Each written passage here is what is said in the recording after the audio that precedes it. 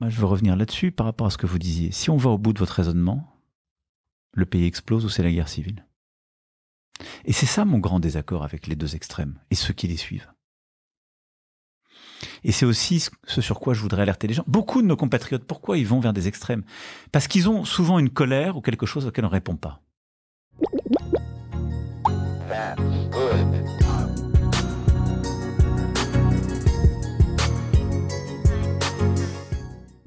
Salut tout le monde. Alors vous l'avez vu dans l'intro, il y a quelques jours, un podcast du nom de Génération Do It Yourself a fait un peu de bruit du fait de son invité hors du commun, Emmanuel Macron, et à titre personnel, je suis un peu surpris parce que c'est pas forcément le genre de format dans lequel on s'attend à entendre un président de la République en exercice. Mais au-delà de ça, il y avait un élément de langage en particulier qui a été pas mal martelé dans cette interview, celui de guerre civile. Et donc c'est de ça qu'on va parler aujourd'hui. Alors au global, le podcast parlait pas vraiment de ça, il y avait même des sujets assez variés, de l'écologie à l'éducation en passant par la tech. Et juste pour info, Génération Do It Yourself c'est produit par un entrepreneur français qui s'appelle Mathieu Stéphanie et qui donc recevait Emmanuel Macron pour parler avec lui de tout ce qu'on vient d'évoquer, mais notamment en réaction au contexte actuel post-dissolution parlementaire décidé par Macron, et donc en attente des législatives anticipées pour lesquelles on va aller voter en France fin juin, début juillet. Et il y a plusieurs choses qui ont attiré mon attention dans ce podcast, mais en particulier il y a, et c'est la séquence que je vous ai mis en intro, ce terme de guerre civile qui est répété à l'envi par Emmanuel Macron. C'est aussi un truc qu'on a vu revenir pas mal ces derniers temps sur différents plateaux télé, en réaction à la montée en puissance électorale à la fois du RN, mais aussi du nouveau Front populaire. Le mot est lancé hier par Emmanuel Macron,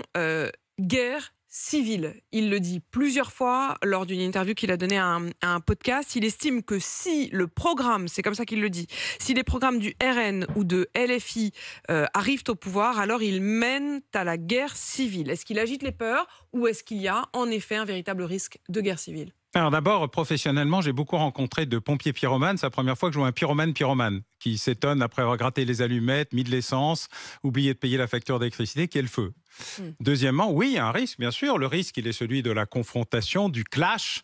Et il y a une ragosphère en France qui a commencé et qui s'est accentuée au cours des 30 dernières années par la perte de la confiance qui existe entre le peuple et les politiques depuis le référendum sur la Constitution européenne refusé par une majorité de Français 2005. Et la capacité des responsables politiques à contourner cette décision sans faire appel, pour essayer de les convaincre, à la même population. Alors ça, c'était sur le plateau de RMC. J'avais aussi une séquence de l'heure des pros, l'émission de Pascal Pro. Mais je vais être honnête, c'est une souffrance pour moi de regarder ça, vraiment, donc je vais pas vous l'infliger. Donc là, chez Apolline de Malherbe, on voit cet élément de langage de la guerre civile qui est repris à nouveau par Alain Bauer. Alors il y a pas mal de choses à dire sur cette séquence, et peut-être pour commencer, ce qui me semble intéressant, c'est de réfléchir à la notion d'extrême. Parce que c'est un peu ça la stratégie souvent du bloc centriste, c'est dire, nous, on est le juste milieu finalement, et on est un peu la seule option pour barrer la route aux extrêmes. Et c'est là où, pour sortir un peu de cette impasse rhétorique, il faut, à mon avis, se pencher sur un concept proposé par l'historien Pierre Cernat, la notion d'extrême centre. Ce qui veut dire que tous les centristes, pour vous, Pierre Cernat, ne relèvent pas de l'extrême centre. Tout à fait. Sinon, le concept est réducteur. Le concept est réducteur et noie véritablement ce que je voudrais pointer. L'extrême centre dans l'histoire de France a une vie éphémère et on est en train de s'en apercevoir aujourd'hui.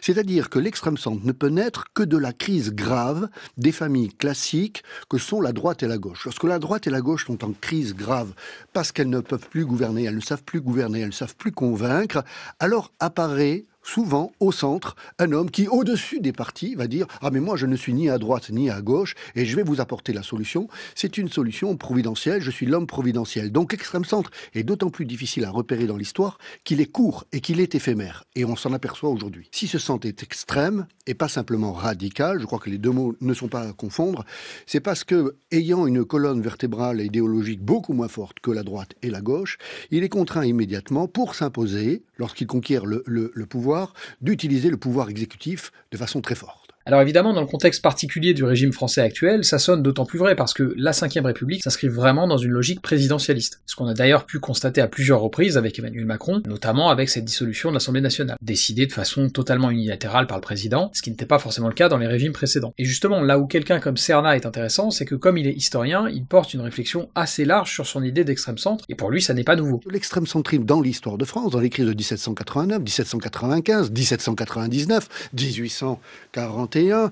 puis même 1870, 1940 de façon tragique, et peut-être 1958, la naissance de la Ve République, est éphémère.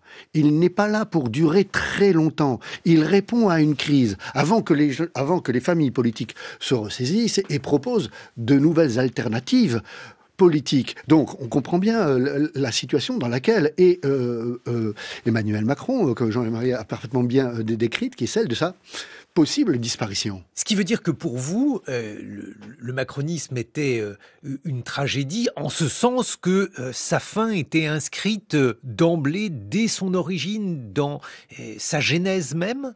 Écoutez, je ne pense pas que l'histoire se répète de façon stérile, mais il y a en histoire politique, comme en histoire économique, des continuité. Il y a un héritage historique. Et cet héritage historique, il a été construit par la matrice fondatrice de notre République démocratique. J'insiste sur les deux mots, car ils sont très différents, on les confond trop souvent, qui fait que, oui, il y a effectivement, dans la naissance de l'extrême-centre, aussi la possibilité de sa fin. Et cet extrait, je pense qu'il est assez éclairant parce que, effectivement, si on regarde la situation actuelle sous cet angle, alors ça peut expliquer pourquoi on a cette irruption-là dans le champ médiatique du spectre de la guerre civile. Finalement, agiter cette menace, c'est une façon de faire perdurer, ou en tout cas d'essayer de faire perdurer, la crise des grandes familles politiques que sont la gauche et la droite, à une période où en fait, au contraire, elles sont plutôt en train de s'affirmer avec des dynamiques assez claires et unitaires. Et ça, c'est une menace pour le positionnement macronien, en fait. Moi, je veux revenir là-dessus par rapport à ce que vous disiez. Si on va au bout de votre raisonnement, le pays explose ou c'est la guerre civile ? Ce que je dis, c'est que la réponse, elle est dans la République. C'est une République forte qui se donne les moyens de le faire. Elle n'est pas dans la sortie de la République. Voilà, on voit bien ici que finalement on revient sur cette rhétorique qui induirait l'idée que la seule option pour rester dans le champ républicain ce serait cette coalition centriste que Macron représente. Et pour moi cette suspicion d'anti-républicanisme c'est un peu pareil, c'est un épouvantail qu'on agite pour dire attention, eux c'est des extrémistes et pas moi. Or moi j'ai tendance à me méfier du catastrophisme ambiant, en particulier en politique, non pas parce que je considère que tout va bien, mais parce que je considère qu'on prend rarement des bonnes décisions quand on n'a pas la tête froide. Or parler comme ça de menaces pour la République, de risque de guerre civile, c'est pas vraiment propice au fait de garder la tête froide. Alain Boer, quand vous dites oui, il y a un risque, ça veut dire quoi ? Ça veut dire quel genre de risque ? Ça veut dire des émeutes ? Au fond, d'ailleurs, on se dit, il y a un an, quasiment jour pour jour, le pays était à feu et à sang avec les images terribles des nuits d'émeutes qui se sont succédées. Est-ce que c'est à cela qu'on pense quand on dit guerre civile ? Alors c'est à l'intensification de ça. Une émeute en France, ça fait 1000 ans qu'on a déjà crié, mais les émeutes récentes, c'est 3 jours et 4 nuits, 2 jours et 3 nuits. On a une intensification, c'est des émeutes de plus en plus TikTok. Elles commencent très vite et elles s'arrêtent immédiatement. On passe de l'émeute au pillage et on passe à autre chose. Quand on parle de guerre civile, on parle pour le coup d'affrontements armés qui dure. Alors ici, Apolline de Malherbe nous parle d'un pays qui était carrément à feu et à sang, et moi cette démesure dans l'alarmisme me paraissait une bonne occasion, en passant, de faire une première référence philo, en rappelant un petit peu au principe des stoïciens. Et en fait, c'est jamais le mauvais moment d'ailleurs pour parler de stoïcisme, parce que les préceptes de Sénèque, d'Épictète et de Marc Aurèle, ce sont des choses qui peuvent nous servir quasiment tous les jours en réalité. Votre boss vous tape sur les nerfs, lisez du stoïcisme. Quelqu'un vous gonfle dans les transports, lisez du stoïcisme. Une journaliste s'épouvante du risque de guerre civile, lisez du stoïcisme. Et j'ai justement un extrait des Lettres à Lucilius à vous lire, qui se prête, je trouve, assez bien aux paniques morales qu'on voit sur les réseaux et sur les plateaux télé en ce moment. Les Lettres à Lucilius, j'en ai parlé sur la chaîne récemment à travers un épisode de mon podcast qui leur était consacré. C'est un recueil de correspondances envoyées par Sénèque à son ami Lucilius le Jeune, gouverneur romain de la Sicile de l'époque. L'époque en question, c'est le 1er siècle. Je vous lis donc tout de suite cet extrait tiré de la lettre 13 adressée à Lucilius par Sénèque. Tout ce qui procède de l'incertain est livré à la conjecture et à l'arbitraire d'une âme épouvantée. Voilà pourquoi il n'est aucune peur aussi malfaisante, aussi incontrôlable que la panique. Toutes les autres privent de la raison, celle-ci de l'intelligence. Voilà pourquoi il nous faut enquêter minutieusement sur la réalité. Quelque malheur à venir est vraisemblable, dans l'immédiat, il n'est pas vrai. Que d'événements inattendus sont arrivés, que d'événements attendus ne se sont nulle part produits. Même s'il est à venir, à quoi sert d'aller à la rencontre de sa douleur ? Tu en souffriras assez tôt quand il sera arrivé. En attendant, promets-toi de meilleures perspectives. Donc là, ce que nous dit Sénèque, c'est que en fait, c'est très bien d'essayer de prévoir les choses, c'est très bien d'essayer de comprendre notre situation et le réel en général, mais il faut pas qu'on en vienne à se torturer l'esprit avec ça. Et il le dit bien, même si un malheur futur est vraisemblable, dans l'immédiat, il n'est pas encore vrai. Et donc Sénèque nous met en garde contre la tendance qu'on a à s'infliger une sorte de double souffrance en fait, dont la première n'est souvent qu'une projection totalement évitable de celle qui nous attend véritablement. En plus de ça, comme Sénèque le remarque, parfois on fait une montagne d'une topinière. Moi, c'est un peu l'effet que me font Alain Bauer et Apolline de Malherbe, avec leurs histoires de guerre civile. Oui, on vit un moment un peu extraordinaire avec cette dissolution, enfin c'est pas pour ça qu'on va sombrer dans le chaos. Et je voudrais juste faire une parenthèse rapide pour pas qu'on fasse de faux procès à Sénèque, parce que pour le coup, lui, il a connu des vraies périodes de désordre profond, et ça ça ne l'a pas empêché de conserver, voire même d'augmenter son attrait pour le stoïcisme. Sénèque, il était homme d'État sous l'empereur Néron, donc c'est pas la période la plus calme de l'Empire romain, et malgré ça, il n'a pas remisé ses principes. Je rentre pas plus dans les détails sur ça parce que c'est pas le sujet. Si ça vous intéresse, il y a quelques semaines, on a commencé une série de podcasts sur le stoïcisme sur la chaîne, et notamment sur Sénèque, Néron et le contexte politique qu'ils ont connu. Quoi qu'il en soit, donc pour en revenir à notre sujet, je pense qu'une analyse comme celle de Pierre Cernat est un peu plus intéressante que celle d'Apolline de Malherbe et Alain Bauer, parce que plutôt que de s'effarer de la situation actuelle, il essaie de la comprendre et de l'expliquer, de montrer comment justement c'est aussi cet extrême centre, pour reprendre sa terminologie, qui nous a mené au contexte qui est le nôtre en cette fin juin 2024. Emmanuel Macron se rend bien compte qu'il est allé beaucoup trop loin dans cette verticalité dont désormais on se rend bien compte. Jean Lémarie. Mais dans ces conditions, et si je rebondis sur ce que vous dites, est-ce qu'un nouvel élan, une nouvelle manière de faire de la politique peut venir précisément du Parlement? C'est ce que souhaite notamment Yaël Braun-Pivet là, ces dernières heures. C'est ce que souhaitent tous les démocrates de France depuis 2017, depuis que la Révolution française existe. C'est-à-dire la souveraineté du peuple s'exprime par ses représentants.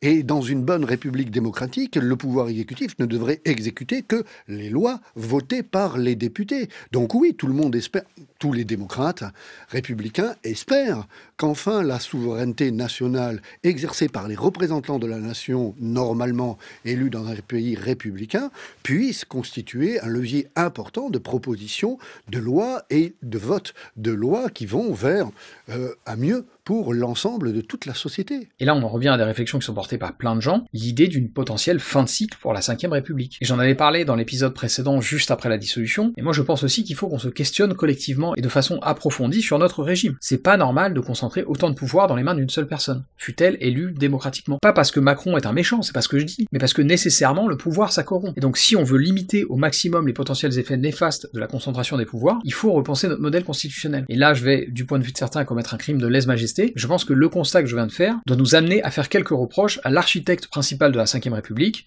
le général de Gaulle. La différence principale, c'est que justement, de Gaulle ne voulait plus de ce parlementarisme de la Troisième et de la Quatrième République. Oui, bien sûr, c'est tout le problème. C'est pour cela qu'on compare la Quatrième République au directoire. Justement, ce directoire qui va de crise politique en crise politique et qui attend son homme providentiel. Et je vous rappelle quand même... Il a eu raison pour Napoléon, puisque la situation dont hérite Napoléon et qu'il assainit, si j'ose dire, à partir de 1804, justement, c'est une situation où la France était véritablement dans l'abîme et le chaos. Non, vous oubliez toutes les victoires qui concernent la formation des républiques sœurs, de Naples à Amsterdam, et toutes les victoires militaires du directoire qui permettent au contraire d'étendre la République. De nombreux travaux sont en train de réviser cette idée d'un échec du directoire, comme de nombreux travaux montrent la capacité de la Quatrième République à inventer les grandes politiques industrielles et économiques de la France de la Ve République. Et ça aussi, c'est un truc dont on a déjà pu parler, mais effectivement, on a une mauvaise image de la Quatrième République parce qu'elle était instable au niveau institutionnel, mais à d'autres points de vue, notamment ceux des progrès techniques et des progrès sociaux, elle a permis un certain nombre d'avancées. Et j'insiste là-dessus, moi, un des messages que je veux porter en cette période, et que je pense on devrait être de plus en plus nombreux à désirer, c'est celui d'une remise en question du régime hyper-présidentiel qui est le nôtre actuellement. Et ça me paraît d'autant plus intéressant et évident que c'est une mesure qui est assez transpartisane, en fait. Quand on pense 6ème République, c'est une mesure qui a été pas mal portée par la France insoumise, mais en vrai, ça ne se limite pas du tout à la gauche. Et c'est à mon avis une idée qui peut être assez rassembleuse, parce que, encore une fois, il y a des signes qui laissent à penser qu'on arrive en fin de cycle avec la 5e. Et ça me semble notamment visible dans le discours présidentiel. Mais il y a certaines décisions, elles se font seules, oui. Parce que c'est ainsi que seules elles peuvent se faire. Des décisions qui engagent la nation, des décisions comme celle de la dissolution ou de remaniement. Quand j'ai pris la décision de confiner, j'ai consulté, j'avais même créé un conseil scientifique. J'ai demandé à mon Premier ministre d'alors, à mes ministres, mais in fine, c'est vous qui portez la décision. Et donc, ces décisions les plus lourdes, vous les prenez seuls. Oui. Donc vous assumez? Non, parce que ça dépend de la nature de ces décisions. D'abord, je les prends jamais seul, dans le sens où je consulte toujours beaucoup. Et d'ailleurs, les mêmes qui disent ça, vous trouverez des papiers dans la presse pour dire il ne s'est pas décidé, il consulte tout le temps, il demande aux gens. Et c'est vrai, je consulte toujours beaucoup pour me faire mon idée. Mais c'est normal. Bon, là, Macron nous fait vraiment du Macron, hein, c'est le fameux en même temps. En même temps, je prends les décisions seul et en même temps, je me fais conseiller. Mais le problème, pour en revenir à la dissolution, et c'est ça qu'il a pas l'air de vouloir mentionner dans cette séquence, c'est que ce qui est gênant, c'est pas qu'il ait décidé seul de dissoudre l'Assemblée nationale. Ce qui est gênant, c'est le fait même qu'il puisse le faire. Et c'est un rappel que j'avais fait il y a 2 semaines, mais dans le contexte de la Troisième République, le président, pour dissoudre l'Assemblée nationale, doit obtenir l'aval du Sénat. Ça fait quand même une vraie différence en termes de séparation des pouvoirs. Et moi, c'est ça le sens de ma critique de la Cinquième République. Ce sont des reproches qui sont liés à sa structure, pas aux hommes ou aux femmes d'État qui exercent en son sein. Macron, avec cette dissolution, il a respecté les formes, hein. Il a agi selon notre cadre juridique et institutionnel. Ça prouve bien qu'on est au-delà d'un problème de personne. Et tout ça nous amène à une réflexion plus large sur nos modèles politiques et ce qui fonde la légitimité de nos gouvernants. Et à ce sujet, Pierre Serna chez France Culture disait un truc intéressant quant à la vision d'Emmanuel Macron. Emmanuel Macron qui répond, je crois, à l'été de 2017, dans un article du Point, que en fait, l'État doit se comporter, ou du moins il fait référence de façon tout à fait explicite au Léviathan, donc de Hobbes. Donc ça veut bien dire donc il ne prend pas la direction de Locke, qui est pour l'ensemble des droits, qu'ils soient publics ou qu'ils soient privés. Prendre la direction de Hobbes, celle du Léviathan, ça veut dire je cède une part de ma part de liberté pour que l'État me protège. C'est une politique qui n'est pas du tout celle de la modernité politique. C'est au contraire l'addition des libertés privées qui constituent les libertés collectives. Donc, en réalité, ce n'est pas tout à fait juste. Et puis, il y a une politique de la peur. Alors là, en vrai, il parle pas que de Macron, il parle aussi de la période du Directoire, donc un régime qui dure 4 ans à la fin du XVIIIe siècle. Mais je trouvais ça intéressant pour plusieurs raisons, notamment parce que Pierre Serna parle des conceptions parfois divergentes du gouvernement pour Locke et pour Hobbes.